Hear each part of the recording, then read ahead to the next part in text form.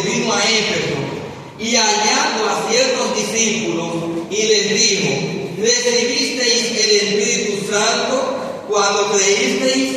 Y ellos le dijeron: ni siquiera hemos oído si hay Espíritu Santo.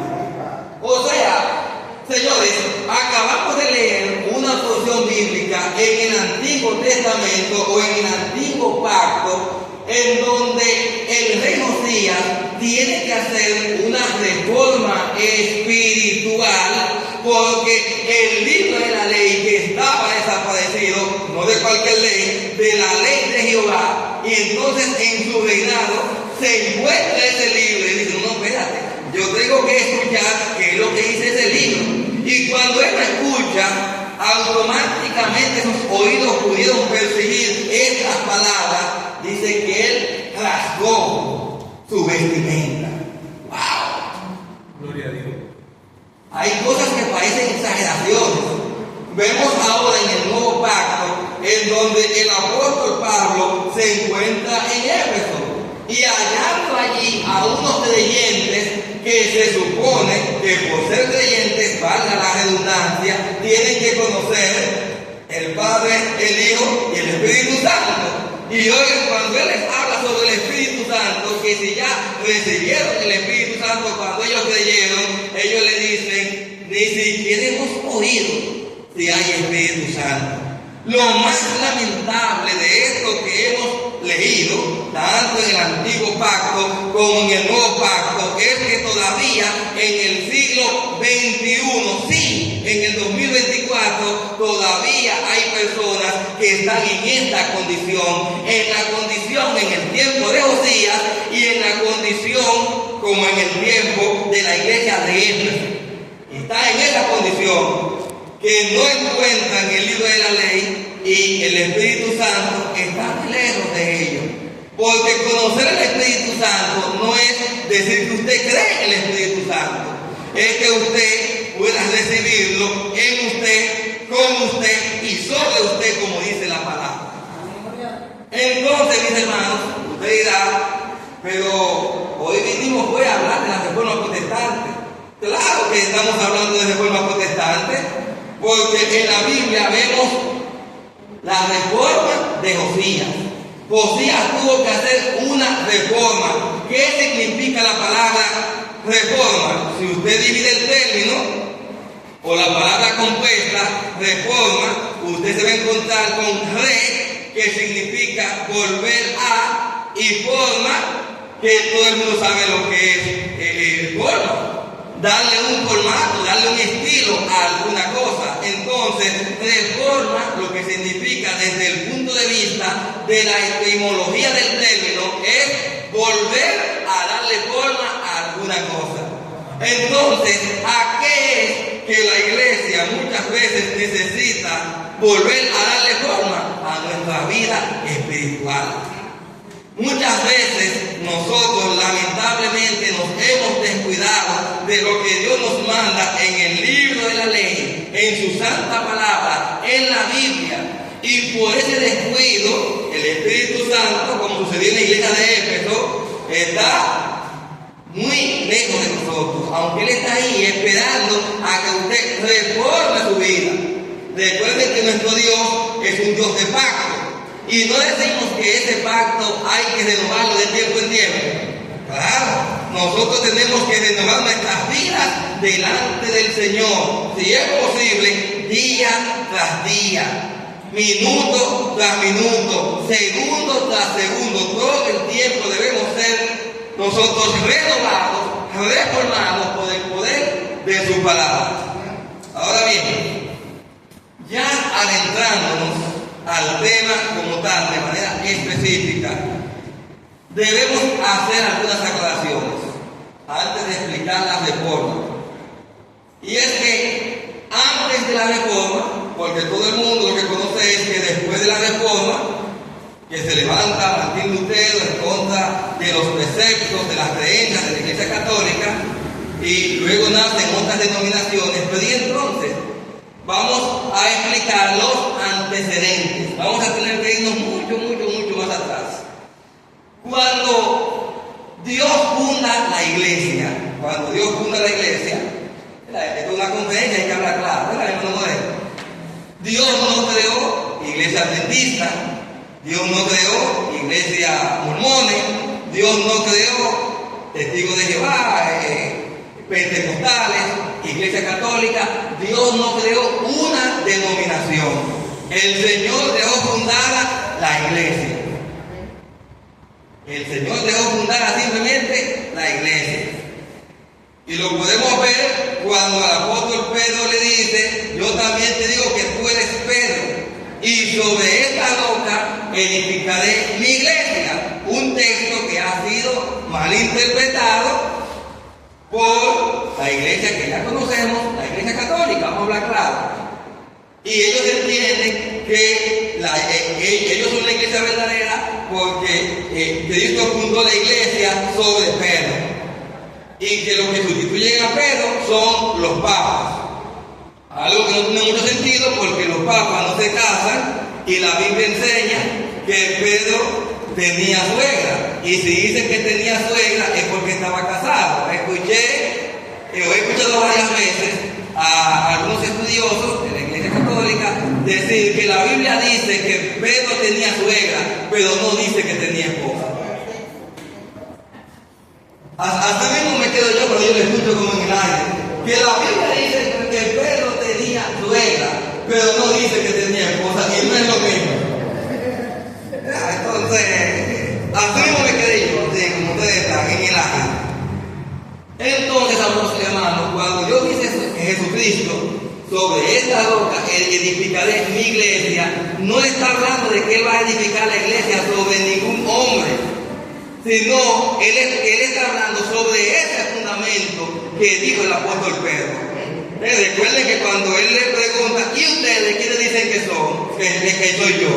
Pedro le dice: tú eres el Cristo, el Hijo del Dios viviente. Entonces, como la palabra Pedro significa piedra, él alude al nombre del apóstol Pedro.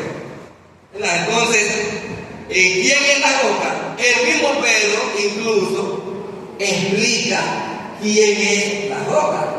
La piedra que desecharon los edificadores ha venido a ser cabeza del ángulo, que de hecho ya había sido profetizado en el libro de los Salmos.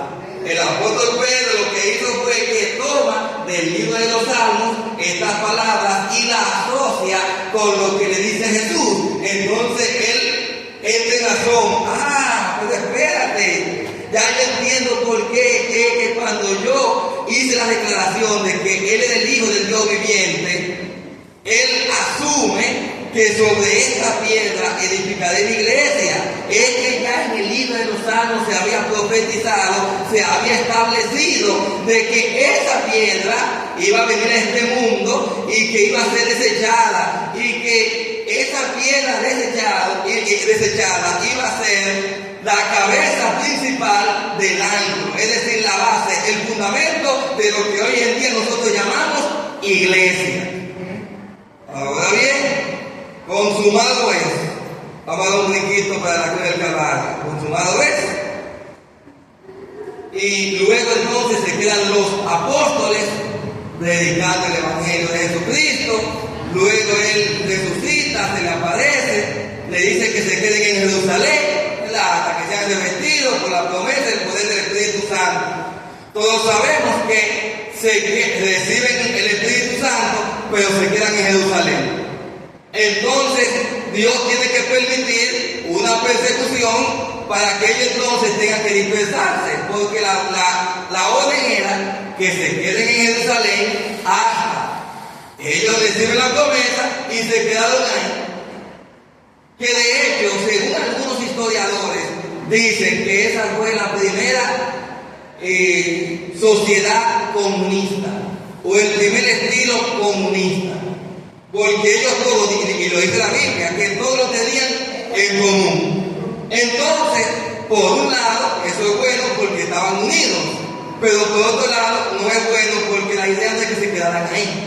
Ellos tenían que estar unidos en un mismo propósito, en un mismo sentir, pero tenían que salir a predicar la palabra. Y no lo hicieron hasta que fueron perseguidos. Ok, voy a dar otro brinco. Luego entonces ya sabemos que el Imperio Romano, que era la nación que dominaba en aquel entonces, pasaron varios emperadores y comenzaron a perseguir la iglesia. Estaba Nerón, estaba Diocleciano, etcétera, etcétera. Luego viene en el año 312, 313, lo que sabemos aquello de historia de la iglesia, vive Jesús. Y está Constantino, el emperador Constantino. El emperador Constantino, en una ocasión, según la leyenda,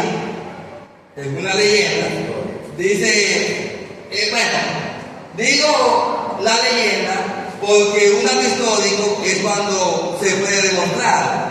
En el caso de Constantino, ¿verdad? Aunque está registrado en la historia lo que él dijo, lo que yo he claro que él vio, pero decimos leyenda porque eso fue él, que lo vio, se tuvo él, y no sabemos, ¿verdad?, si es cierto o no. Lo creemos porque está el dato histórico escrito de que él vio eso. ¿Qué fue lo que él vio? Bueno, dice que él vio una cruz en el cielo y que esa cruz decía "Inox signo vinces" en latín, que significa "con esta señal vencerás". Inox signo vinces, con esta señal vencerás. ¿Cuál es la señal? La cruz. Los cristianos, desde la era primitiva, ellos se identificaban con la cruz. En principio, cuando ellos estaban escondidos y usted salía corriendo, si usted llegaba a un lugar y usted veía una especie de copa o una especie de cruz, ya usted sabía que en ese lugar había cristianos. Pero con el tiempo fueron descubriendo esos códigos que ellos tenían. Entonces, cuando Constantino ve la cruz y no signo vince la frase, él entiende de que esa cruz es símbolo de los cristianos. Entonces, yo entiendo que el Dios de los cristianos me está hablando, aquel que llaman Jesús. Entonces, ok, él se encomienda al Dios de los cristianos, ¿verdad? Y se va a la batalla contra las tribus germanas, mejor conocida como los bárbaros. El hombre gana la batalla. Al ganar la batalla, y él entendió que había clamado al Dios de los cristianos, y el Dios de los cristianos le dio la batalla, entonces él dictó un decreto, conocido en la historia como el Edicto de Milán, porque fue decretado en la ciudad de Milán, en Roma. El decreto decía que ya todos los cristianos podían salir, que salgan de la catacumba, que salgan de sus escondites, que ya se acabó la persecución. Pero ¿qué pasa? Esa persecución, por un lado, fue una bendición, pero por otro lado, no lo fue, para no decir término, ¿verdad? ¿Por qué? Porque Constantino decidió creer en el Dios de los cristianos, pero no fue que dejó la idolatría y el politeísmo romano. O sea, la religión para él, la religión cristiana, vino a ser la principal entre todas las religiones que se practicaban en Roma. O sea, vino a ser una más. En este caso, la principal. Entonces, aproximadamente ya en el año 320-325, ya se comienza a hablar de iglesia universal, o lo que conocemos como iglesia católica, porque el término católico significa universal. Entonces, la iglesia católica es el resultado de la mezcla entre la iglesia de Cristo con el paganismo romano. Entonces, de ahí es que ellos nacen.